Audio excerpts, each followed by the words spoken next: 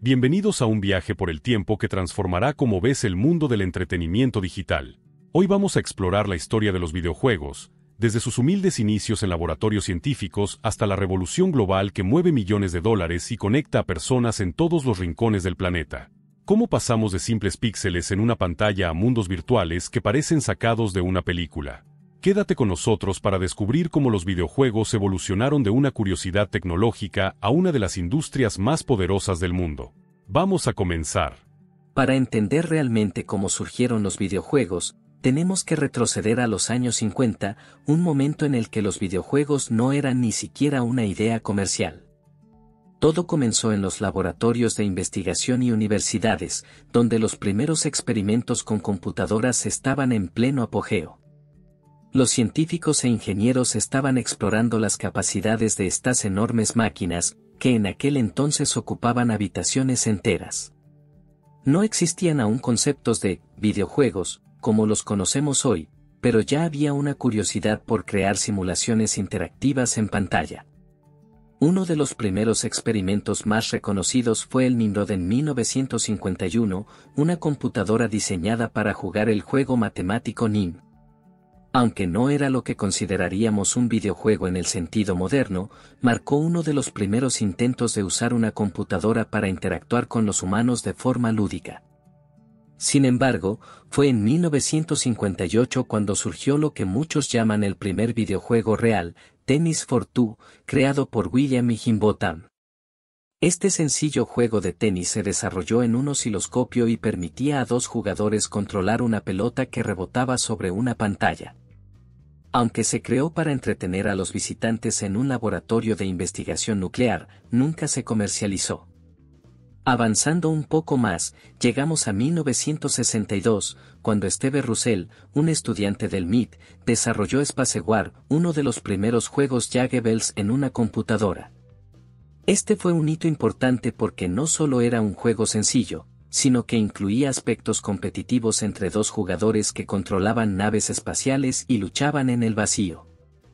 Spacewar se ejecutaba en una computadora PDP-1, que costaba cientos de miles de dólares, lo que hacía que fuera inaccesible para el público en general. A pesar de eso, el juego fue increíblemente influyente en los círculos académicos y ayudó a inspirar a futuras generaciones de programadores. A medida que avanzaban los años 60, comenzaron a aparecer más experimentos con juegos en computadoras, pero no fue hasta la década de los 70 que la idea de los videojuegos se acercó a la comercialización. En 1971, Nolan Bushnell, un ingeniero visionario, ayudó a crear Computer Space, el primer intento de llevar un videojuego arcade al mercado. Este juego era una versión comercial de Spacewar, pero su complejidad hizo que fuera difícil de entender para el público en general y no tuvo éxito comercial. Sin embargo, Bushnell no se dio por vencido. En 1972, la historia de los videojuegos cambió para siempre con la creación de Pong, desarrollado por Atari, una compañía fundada por Bushnell. Pong era simple, dos barras controladas por los jugadores rebotaban una bola en la pantalla, simulando un partido de tenis de mesa. Su simplicidad fue clave para su éxito. A diferencia de Computer Space, Pong era fácil de entender y jugar. Los jugadores solo necesitaban mover las barras hacia arriba y hacia abajo para golpear la pelota. Fue tan popular que las primeras máquinas de Pong se llenaron de monedas y comenzaron a fallar porque las cajas de monedas no podían contener tantas. Este fue el primer gran éxito comercial de los videojuegos y marcó el inicio de la industria que hoy conocemos.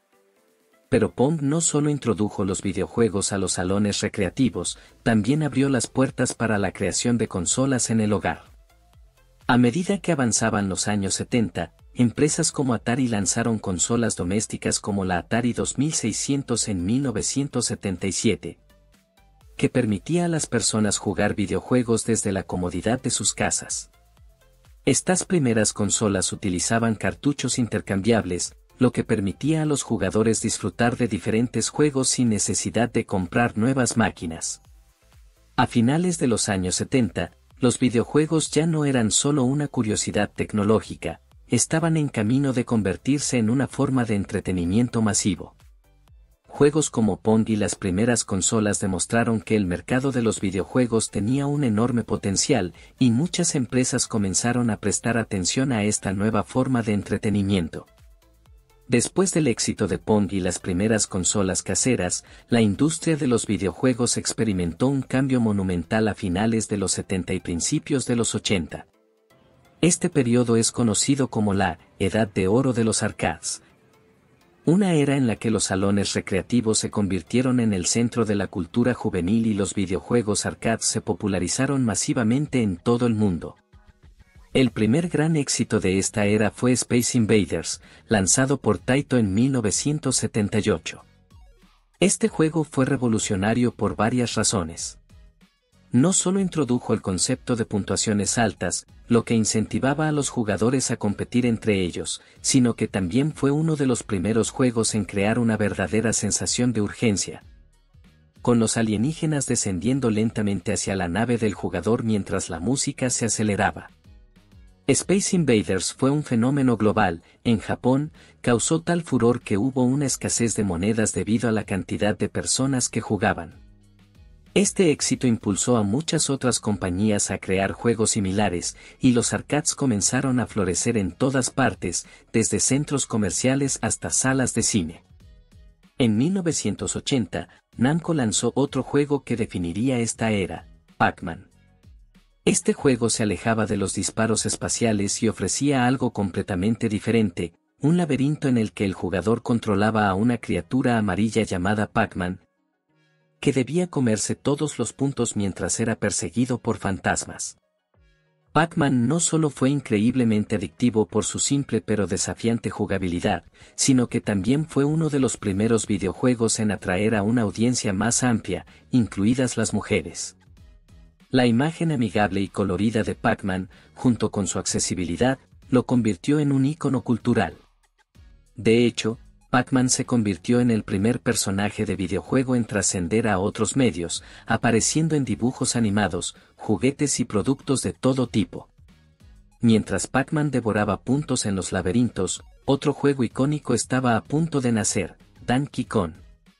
En 1981, Nintendo, una compañía japonesa que antes se dedicaba a la fabricación de cartas y juguetes, lanzó Donkey Kong, un juego de plataformas donde el jugador controlaba a un carpintero llamado Jumpman, quien más tarde se convertiría en Mario, el famoso personaje de Nintendo. Donkey Kong no solo introdujo al mundo a Mario, sino que también estableció las bases para el género de los juegos de plataformas, que sería fundamental en los años venideros. El juego desafiaba a los jugadores a escalar estructuras mientras esquivaban barriles y otros obstáculos lanzados por un gorila gigante, todo para rescatar a una dama en apuros. Durante estos años, los salones recreativos se convirtieron en verdaderos templos de diversión. Las luces brillantes, los sonidos envolventes de los juegos y la atmósfera competitiva atrajeron a millones de personas, especialmente a los jóvenes.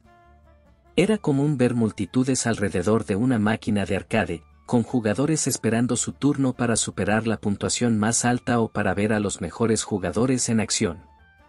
Los videojuegos arcade se convirtieron en una experiencia social.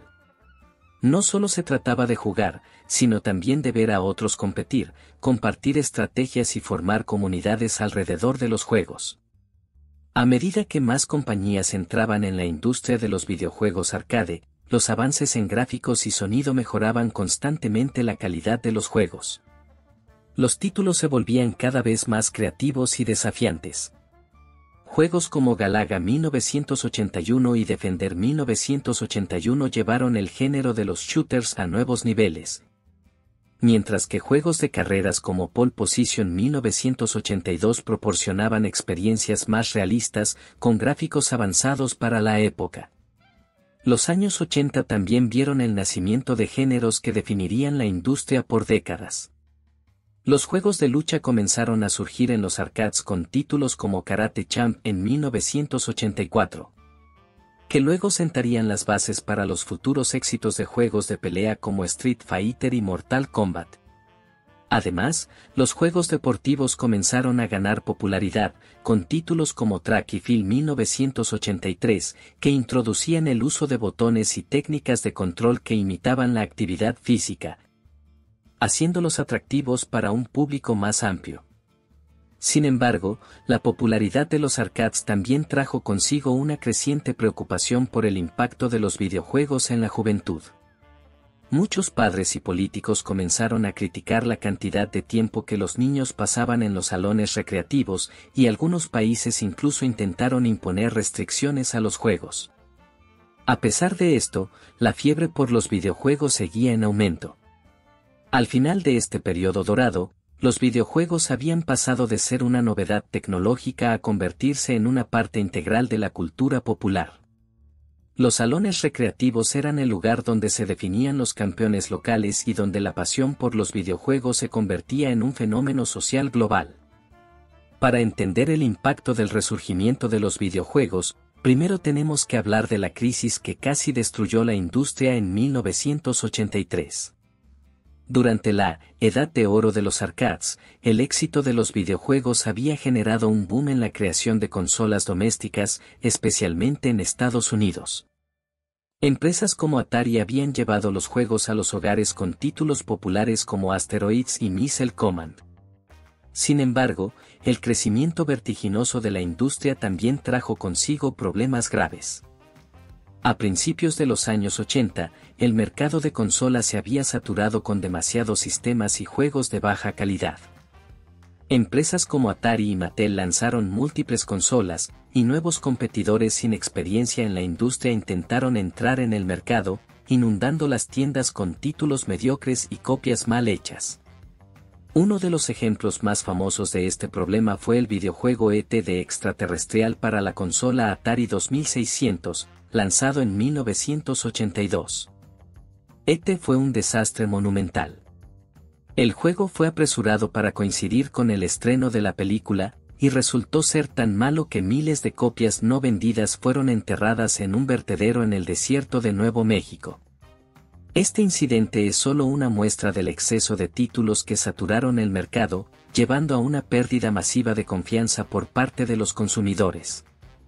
En 1983, las ventas de videojuegos cayeron drásticamente, y muchas empresas que habían crecido rápidamente durante el boom de los videojuegos se encontraron al borde de la bancarrota. Atari, una de las compañías más importantes de la época, vio caer sus ingresos de $2.000 millones a 100 millones en solo 2 años. El público había perdido interés en las consolas domésticas, y se hablaba de que los videojuegos podrían ser solo una moda pasajera, condenada a desaparecer. Pero justo cuando parecía que la industria estaba en ruinas, una compañía japonesa estaba a punto de cambiarlo todo. En 1985, Nintendo lanzó en Estados Unidos el Nintendo Entertainment System, NES, que ya había sido un éxito en Japón bajo el nombre Famicom.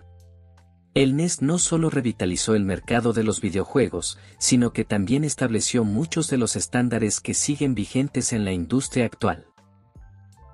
Nintendo tenía una estrategia clara para evitar los errores que habían llevado a la crisis de 1983. En lugar de permitir que cualquier desarrollador lanzara juegos para su consola, como había ocurrido con Atari, Nintendo impuso estrictos controles de calidad. Crearon un sistema de licencias que obligaba a los desarrolladores a cumplir con ciertos estándares antes de que sus juegos pudieran ser vendidos para el NES. Esto garantizaba que los juegos que llegaran al mercado tuvieran un mínimo de calidad, lo que restauró la confianza de los consumidores. Pero la clave del éxito de Nintendo no solo fue su enfoque en la calidad, sino también los juegos en sí mismos. Uno de los primeros títulos lanzados para el NES fue Super Mario Bros. En 1985, un juego que revolucionó la industria de los videojuegos. Super Mario Bros. No solo fue innovador por su jugabilidad fluida y sus mundos expansivos, sino que también introdujo a Mario, el personaje que se convertiría en el rostro de los videojuegos. La aventura de Mario para rescatar a la princesa Peach del malvado Bowser era fácil de entender pero difícil de dominar, lo que hizo que millones de jugadores se engancharan al juego. Super Mario Bros. Vendió millones de copias y consolidó a Nintendo como el líder indiscutible de la industria de los videojuegos. Otro título clave en este resurgimiento fue The Legend of Zelda 1986, que introdujo a los jugadores a un mundo abierto donde podían explorar, resolver acertijos y luchar contra enemigos en una aventura épica. Zelda sentó las bases para muchos de los juegos de rol y aventuras que vendrían después, y su éxito ayudó a expandir la base de fanáticos de Nintendo. Mientras Nintendo dominaba el mercado con títulos innovadores, también comenzaron a surgir competidores, lo que impulsó aún más el desarrollo de la industria. Sega lanzó la consola Sega Master System en 1986, y aunque no logró desbancar al NES en popularidad, estableció a Sega como un rival serio. En los años siguientes, Sega seguiría compitiendo fuertemente con Nintendo en lo que se conoció como la Guerra de Consolas. A medida que los años 80 llegaban a su fin, los videojuegos se habían recuperado por completo de la crisis, gracias en gran parte a la estrategia de Nintendo y a su enfoque en la calidad y la innovación. Los videojuegos no solo volvieron a ser populares, ahora eran una parte establecida de la cultura global, con millones de personas de todas las edades disfrutando de esta forma de entretenimiento. Con el auge de los videojuegos a finales de los 80 y principios de los 90, la industria entró en una nueva fase que marcaría la historia de los videojuegos tal como la conocemos hoy. Durante esta era, vimos una rápida evolución tecnológica, la aparición de nuevos géneros de juegos, el crecimiento de los videojuegos como una forma de arte y su consolidación como una industria multimillonaria. El primer gran cambio fue la transición de los gráficos en 2D a los gráficos en 3D. En 1994, Sony lanzó la PlayStation, una consola que revolucionaría la forma en que se desarrollaban y se jugaban los videojuegos. La PlayStation permitió a los desarrolladores crear mundos tridimensionales mucho más detallados y realistas, lo que abrió la puerta a una experiencia de juego más inmersiva.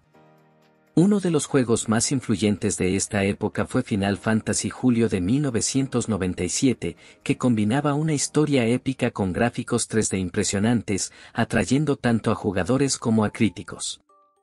El éxito de Final Fantasy VII ayudó a impulsar el auge de los juegos de rol, RPG, en las consolas, y su impacto se puede sentir hasta hoy. Otro hito en esta era fue el lanzamiento de The Legend of Zelda, Ocarina of Time en 1998 para la Nintendo 64, considerado por muchos como uno de los mejores videojuegos de la historia. Este juego no solo utilizó gráficos en 3D para crear un vasto mundo abierto, sino que también introdujo mecánicas de juego innovadoras, como el sistema de apuntado Z-Targeting, que permitió a los jugadores luchar de manera más fluida en un entorno tridimensional. Ocarina of Time estableció un estándar para los juegos de aventuras y mundos abiertos que influyó en generaciones futuras de desarrolladores. Mientras tanto, la competencia entre consolas se intensificaba. Sega lanzó la Dreamcast en 1999, la primera consola en ofrecer juegos en línea, sentando las bases para lo que sería una de las mayores revoluciones en la industria de los videojuegos: el juego en línea. Aunque la Dreamcast no logró el éxito comercial esperado, su enfoque en el juego en línea fue una idea adelantada a su tiempo y marcó el inicio de una nueva era para los videojuegos. A principios de los 2000, Microsoft entró en el mercado de consolas con la Xbox y la guerra de consolas se convirtió en una competencia a tres bandas entre Nintendo, Sony y Microsoft. La Xbox presentó Halo Combat Evolved 2001, un juego que redefiniría los shooters en primera persona y establecería la Xbox como una plataforma viable. Halo no solo se destacó por su jugabilidad intensa y su narrativa épica, sino que también popularizó el juego en línea multijugador, lo que impulsó el crecimiento de las comunidades de jugadores. El lanzamiento de la PlayStation 2 en el 2000 fue un fenómeno global. Con su capacidad para reproducir DVDs, se convirtió en una de las consolas más vendidas de todos los tiempos, con más de 155 millones de unidades vendidas. Durante esta generación de consolas, los juegos como Grand Theft Auto marzo de 2001 llevaron el género de mundo abierto a un nuevo nivel, permitiendo a los jugadores explorar vastos entornos urbanos. participar en misiones y tomar decisiones dentro del juego que afectarían el curso de la historia. Hacia mediados de los 2000, el juego en línea se había convertido en una característica esencial. Juegos como World of Warcraft 2004 llevaron los MMORPGs, Massively Multiplayer Online Role-Playing Games, a una popularidad masiva. Con millones de jugadores conectados simultáneamente en un mundo virtual compartido. Este tipo de juegos transformó la experiencia de los videojuegos, haciendo que el juego fuera social y comunitario. La llegada de la PlayStation 3 y la Xbox 360 en 2005 y 2006 respectivamente, junto con el Wii de Nintendo, introdujo nuevas formas de interactuar con los videojuegos. La Wii se enfocó en el juego con control de movimiento, lo que atrajo a un público más amplio, incluidos jugadores casuales y familias. Mientras tanto, PlayStation 3 y Xbox 360 mejoraron los gráficos y la capacidad de procesamiento, permitiendo experiencias visualmente más impresionantes y complejas, como en The Last of Us 2013 y Red Dead Redemption 2010. En los últimos años, los videojuegos han alcanzado un nuevo nivel de sofisticación con la introducción de la realidad virtual, VR, juegos móviles y deportes electrónicos, eSports. Juegos como Fortnite 2017 y League of Legends han creado verdaderas comunidades globales, con jugadores profesionales que compiten en torneos internacionales por premios millonarios. Además, las plataformas de transmisión en vivo, como Twitch, han permitido a millones de jugadores conectarse y compartir sus experiencias en tiempo real. Lo que ha convertido a los videojuegos en una parte integral de la cultura del entretenimiento moderno. La realidad virtual también ha dado un paso significativo con dispositivos como el Oculus Rift y el PlayStation VR, que permiten a los jugadores sumergirse por completo en mundos virtuales. Juegos como Beat Saber y Half-Life Alyx han demostrado el potencial del VR para cambiar la forma en que experimentamos los videojuegos. Y así, llegamos al final de este viaje por la historia de los videojuegos. Desde los laboratorios científicos hasta los grandes torneos de eSports, los videojuegos han evolucionado mucho más allá de lo que alguien podría haber imaginado hace 50 años. Nos han llevado a mundos increíbles, desafiado nuestras habilidades y conectado a personas de todas las edades y culturas. Lo mejor de todo es que la historia de los videojuegos aún no ha terminado, y con los avances tecnológicos que vemos cada día, el futuro parece más emocionante que nunca. Gracias por acompañarnos en este recorrido, y no olvides suscribirte para más contenido sobre el fascinante mundo de los videojuegos.